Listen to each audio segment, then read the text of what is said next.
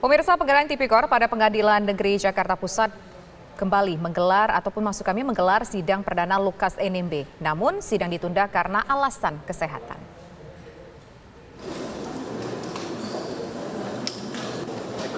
Sidang perdana Lukas NMB pagi tadi digelar di Pengadilan Negeri Jakarta Pusat. Pada sidang ini Lukas NMB mengikuti sidang secara daring dari ruang tahanan KPK. Jaksa Penuntut Umum KPK menjelaskan alasan sidang dilakukan secara daring karena demi efektivitas jalannya persidangan. Hal ini karena Lukas NMB dalam beraktivitas menggunakan kursi roda. Terkait dengan persidangan hari ini, perlu kami sampaikan bahwa persidangan pembacaan dakwaan ditunda minggu depan karena terdakwa Lukas NMB meminta secara offline. Jadi kami hadirkan secara online dengan pertimbangan bahwa untuk efektivitas persidangan, karena kan beliau dalam kondisi menggunakan kursi roda, sedangkan hari ini agenda hanya pembacaan dakwaan, sehingga menurut kami lebih efektif apabila dilakukan secara online. Tapi yang bersangkutan memilih untuk meminta secara offline, sehingga majelis hakim meminta sidang ditunda dengan agenda bacaan surat dakwaan. Sementara itu, kuasa hukum Lukas NMB OC Kaligis sebelumnya bersikukuh agar sidang dilakukan secara langsung. Keinginan Lukas untuk sidang secara langsung bukan tanpa alasan, melainkan karena ingin menunjukkan bahwa sakit yang diderita oleh Lukas benar adanya. Pembicaranya pasti tidak akan jelas. Kedua, kenapa dia mau lihat offline?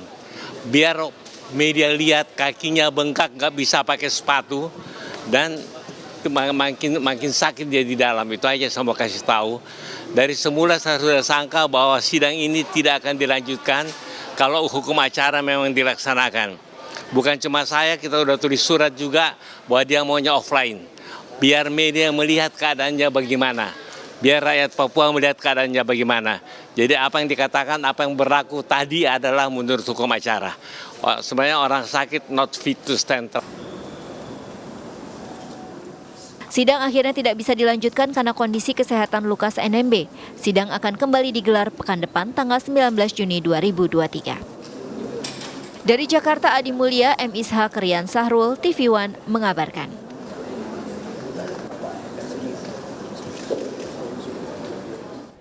Perjalanan kasus Lukas NMB diwarnai drama mangkir dari pemeriksaan KPK dengan alasan sakit. Hingga akhirnya penyidik menjemput paksa Lukas NMB di Jayapura, Papua ke Jakarta. KPK resmi menetapkan Gubernur Papua sebagai tersangka kasus dugaan suap dan gratifikasi serta tindak pidana pencucian uang.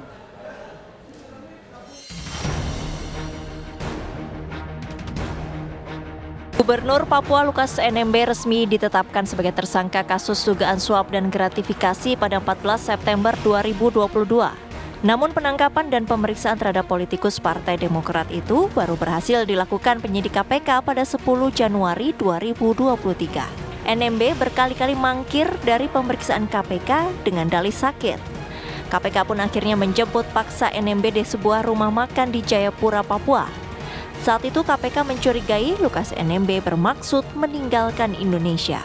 Dan tidak juga boleh kita kesampingkan bahwa KPK tetap taat azas terhadap asas-asas pelaksanaan tugas pokok KPK. Kita bekerja untuk kepentingan umum, memastikan kepastian hukum dan keadilan dilakukan secara transparan dan proporsionalitas, dan kita sampai kapanpun akan tetap menjunjung tinggi hak-hak asasi manusia.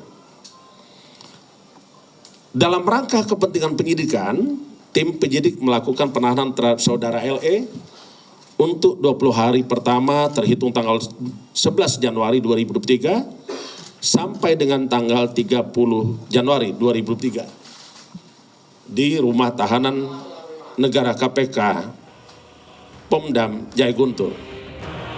Kasus dugaan korupsi yang menjerat Lukas NMB berawal dari temuan Pusat Pelaporan dan Analisis Transaksi Keuangan PPATK terkait adanya pengelolaan uang tak wajar pada tahun 2017. Tak main-main, PPATK menemukan setoran uang tunai ke kasino Singapura hingga pembelian tunai jam tangan mewah. Transaksi-transaksi tersebut mencapai miliaran rupiah.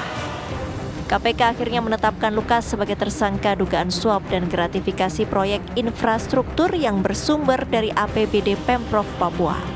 Awalnya, KPK hanya menemukan bukti aliran suap 1 miliar rupiah dari Direktur PT Tabi Bangun Papua, Rija Tonolaka. Namun, dalam persidangan, Rija Tonolaka terungkap jumlah suap yang diberikan kepada Lukas NMB mencapai 35,4 miliar rupiah. KPK juga menetapkan Lukas NMB sebagai tersangka dugaan tindak pidana pencucian uang TPPU. Penyidik telah menyita sejumlah aset Lukas NMB dalam berbagai bentuk senilai lebih dari 200 miliar rupiah. April lalu, KPK juga menyita sejumlah aset senilai 60,3 miliar rupiah berupa sejumlah bidang tanah, rumah, hingga apartemen yang tersebar di Papua, Jawa Barat, dan Jakarta. Tim TV One mengabarkan.